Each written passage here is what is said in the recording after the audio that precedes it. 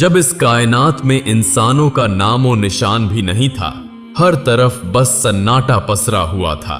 न कोई आवाज गूंजती थी, न कोई हरकत नजर आती थी, न कोई जानवर था, न कोई परिंदा, बस खामोशी का आलम। तभी एक दिन अल्लाह रब्बुल आलमीन ने अपने तमाम फरिश्तों को पुकारा और फरमाया, ऐ मेरे फरिश्तों, मेरे अर्श ए अज़म के करीब इकट्ठा हो जाओ।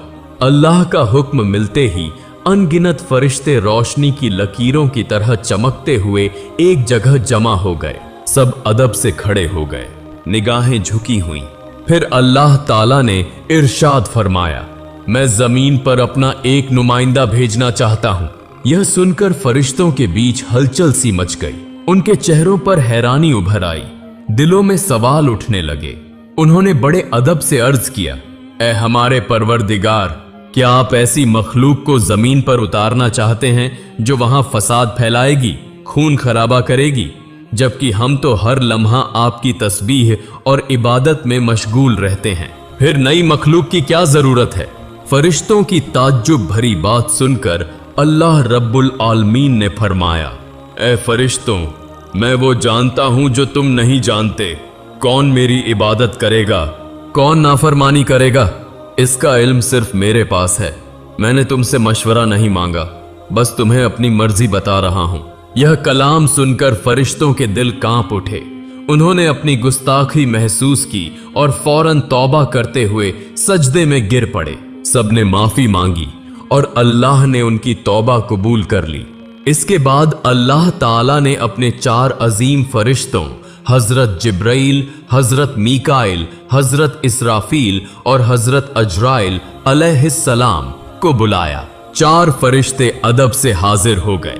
सबसे पहले अल्लाह ने जिब्राइल अलैहिस्सलाम को हुक्म दिया, ऐ जिब्राइल, जमीन पर जाओ और वहां से एक मुट्ठी मिट्टी लेकर आओ जिससे मैं अपना खलीफा पैदा करूंगा। जिब्राइल अलैहिस्सलाम जमीन पर उतरे और मिट्टी उठाने लगे तो मिट्टी दर्द से रोने लगी। उसने गिड़गिड़ाकर कहा, ऐ जिब्राइल, मुझे कहां ले जा रहे हो? जिब्राइल अलैहिस्सलाम ने फरमाया, मैं तुम्हें अल्लाह के पास ले जा रहा हूं। वहीं से एक ऐसी मखलूक पैदा होगी जो जमीन पर उनका नुमाइंदा बनेगी। यह सुनकर मिट्टी और जोर जोर से रोने लगी। बोली, मुझे मत ले जाइए। मुझसे जो इंसान पैदा होंगे वो अल्लाह की नाफरमानी करेंगे। जब अल्लाह का अजाब उतरेगा तो मैं भी तो उसमें शामिल होंगी। उसके गजब को सहने की ताकत मुझ में नहीं है। मेरी तरफ से अल्लाह से माफी मांग लेना। मिट्टी की यह दर्द भरी फरियाद सुनकर जिब्राइल अलैहिस्सलाम का दिल पसीज गया और वो खाली हाथ लौट आए। उन्होंने जाकर पूरी बात अल्लाह के सामने बयान कर दी। फिर अल्लाह ने मीकाइल अलैहिस्सलाम को भेजा। वो भी जमीन पर उतरे, मगर मिट्टी ने वही दर्द दोहराया और मीकाइल अलैहिस्सलाम भी खाली हाथ लौट आए। तीसरी बार इसराफील अलैहिस्सलाम को भेजा गया, मगर मिट्टी की पुकार सुनकर उनका दिल भी भर आया और वो भी मिट्टी उठाए बिना लौट आए। अब तक तीनों फरिश्ते खाली हाथ वापस आ चुके थे। आखिरकार अल्लाह रब्बुल आलमीन ने अजराइल अलैहिस्सलाम को भेजा। जब अजराइल अलैहिस्सलाम जमीन पर पहुंचे तो मिट्टी ने फिर वही इल्तिजा की, मुझे छोड़ दीजिए, अमुनीस से थी। मगर अजराइल अलैहिस्सलाम ने फरमाया, ऐ मिट्टी, इस बार तुम्हारी बात नहीं मान सकता। मुझे मेरे रब का हुक्म मिला है और मैं उसके हुक्म की खिलाफ वर्जी कभी नहीं करूंगा। यह कहकर उन्होंने मिट्टी उठाई और अल्लाह की बारगाह में हाजिर हो गए।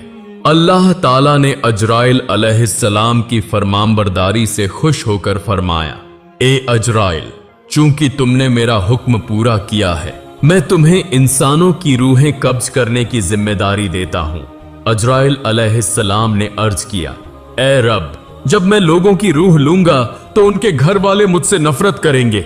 अल्लाह ने फरमाया, तुम फिक्र मत करो, मैं हर मौत के लिए अलग अलग सबब बना दूंगा। कभी बीमारी, कभी हादसा, कभी बुढ़ापा। लोग तुम्हें इल्जाम नहीं देंगे। यह सुनकर अजराइल अलैहिस्सलाम मुतमिन हो गए। फरिश्तों ने अल्लाह के हुक्म से उस मिट्टी को मक्का शरीफ के करीब एक पहाड़ी पर रख दिया। बारिश की बूंदें पड़ती रहीं, धूप उसे सुखाती रही और यूं कई साल गुजर गए। आखिरकार अल्लाह की कुदरत से उसी मिट्टी से हजरत आदम अलैहिस्सलाम का पुतला तैयार हो गया। फिर अल्लाह ने हुक्म दिया कि इस जिस्म को जन्नत में ले जाया जाए। फरिश्तों ने आदम अलैहिस्सलाम का जिस्म उठाकर जन्नत पहुंचा दिया, जहां वो रूह के बिना लंबे अरसे तक पड़ा रहा। इसी दौरान फरिश्ते अक्सर उस जिस्म को देखकर कहते, यही होगा अल्लाह का नुमाइंदा।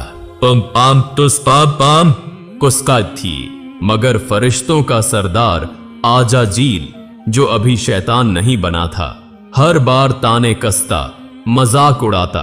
कोई फरिश्ता उसे कुछ कहने की हिम्मत नहीं करता था। एक दिन अल्लाह ने फिर अपने चारों अजीम फरिश्तों को बुलाया और फरमाया, ए फरिश्तों, अर्श ए अज़म पर जाओ और आदम की रूह लेकर आओ। चारों फरिश्ते रवाना हुए और कीमती जवाहरात से सजे प्याले में रूह लेकर वापस आए। जन्नत में नूर फैल गया। तमाम फरिश्ते खुशी से झूम उठे, मगर आजाजील के दिल में घमंड की चिंगारी सुलगने लगी। फिर अल्लाह का हुक्म हुआ, ए आदम, रूह तेरे जिस्म में दाखिल हो जाए। और उसी लम्हे रूह आदम के जिस्म में दाखिल कर दी गई। उनके अंगों में जान दौड़ गई, आंखें खुली, हाथ पांव हिले और वो जिंदा होकर उठकर बैठ गए।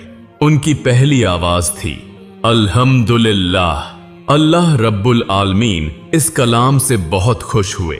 आदम अलैहिस्सलाम ने अपनी जिंदगी की पहली नेमत मिलने पर 2 रकात नमाज अदा की और अल्लाह ताला के सामने शुक्र अदा किया। नमाज पूरी हुई तो फरिश्ते एक खूबसूरत तख्त लेकर आए, जिसे हीरे, जवाहरात और चमकते सोने चांदी से सजाया गया था। अल्लाह के हुक्म से आदम अलैहिस्सलाम को उस तख्त पर बैठा दिया गया। चारों तरफ फरिश्ते अदब, इज्जत और मोहब्बत से झुके खड़े थे।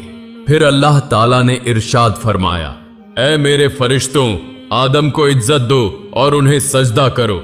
अल्लाह का हुक्म मिलते ही लाखों करोड़ों फरिश्ते सजदे में गिर पड़े। हर तरफ नूर का समुंदर फैल गया। जब फरिश्तों ने सजदे से सिर उठाया तो देखा कि सिर्फ आजाजील खड़ा रह गया है। उसके चेहरे पर नफरत, घमंड और हठ साफ झलक रहा था। अल्लाह ताला ने कड़े लहजे में पूछा, ए आजाजील, तूने मेरे हुक्म को क्यों नहीं माना?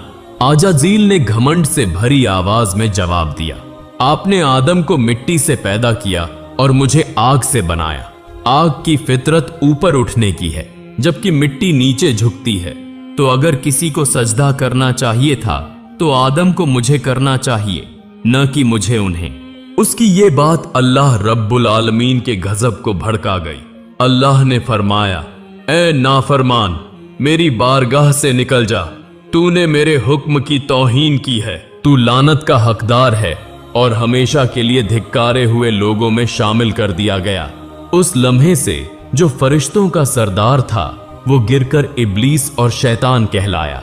जन्नत से निकाले जाने पर शैतान रोने लगा और बोला, ऐ अल्लाह, मैंने इतने अरसे तक तेरी इबादत की है, तेरे बंदों को सिखाया है, तेरी राह में खिदमत की है। आज भी मैं तेरी रहमत का तलबगार हूं, मेरी एक दुआ कबूल कर ले। अल्लाह ताला ने फरमाया, क्या चाहता है तू? शैतान बोला, ए मालिक, मुझे कयामत तक की जिंदगी दे दीजिए। अल्लाह ने इरशाद फरमाया, तुझे कयामत तक की मोहलत दे दी गई। फिर शैतान ने कहा, मुझे यह ताकत भी दे दीजिए कि आदम की औलाद के जिस्मों में दौड़ सकूं, उनकी नसों में पहुंच सकूं।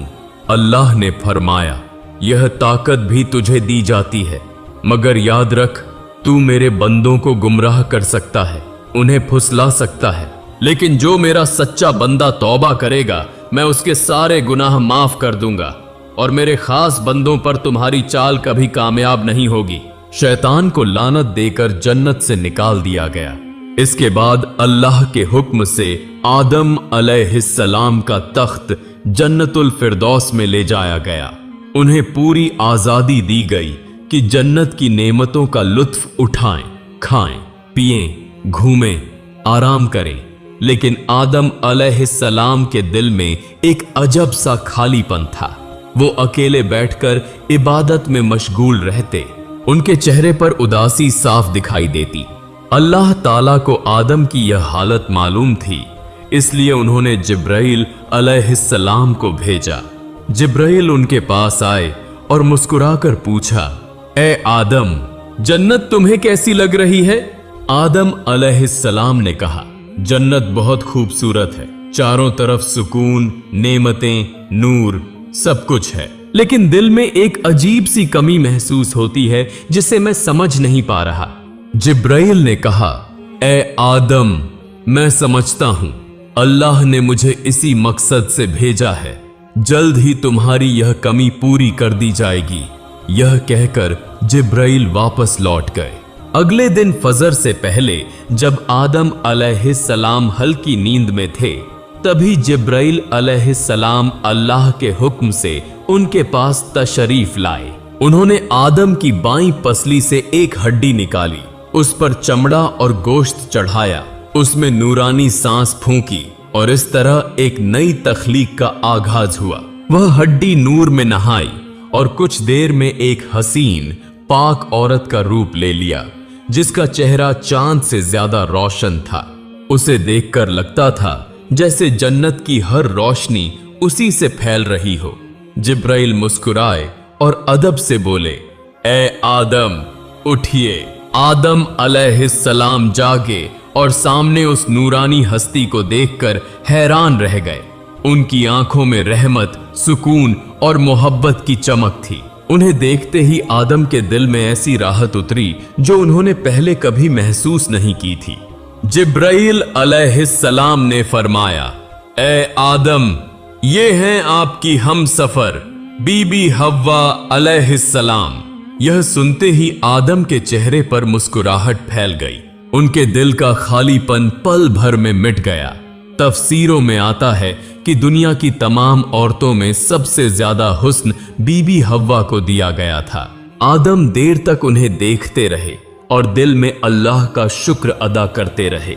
धीरे धीरे वे उनके करीब बढ़ने लगे, मगर जिब्राइल ने रोकते हुए कहा, ए आदम, निकाह के बिना तुम्हारा उनके करीब जाना जायज नहीं, पहले अल्लाह ताला से निकाह की दुआ कीजिए। आदम ने सर झुका लिया और अल्लाह से बीबी हव्वा के साथ निकाह की दुआ की। अल्लाह ने उनकी दुआ कबूल की और फरमाया, ए आदम, मैंने तुम्हारा और हव्वा का निकाह मुकम्मल कर दिया है, अब तुम अपनी बीवी का मेहर अदा करो। आदम ने पूछा, ए रब, मेहर क्या होगा? अल्लाह ने फरमाया, मेहर यह है कि तुम मेरे प्यारे हबीब हजरत मोहम्मद सल्लल्लाहु अलैहि वसल्लम पर कुछ मर्तबा दरूद भेजो। आदम अलैहिस्सलाम का दिल इश्क से भर गया। उन्होंने पूरा ध्यान लगाकर हुजूर सल्लल्लाहु अलैहि वसल्लम पर दरूद भेजा और उसी के साथ इंसानियत का पहला निकाह पूरा हुआ। पवित्रता, मोहब्बत और रूहानियत से भरा हुआ सबसे पहला रिश्ता।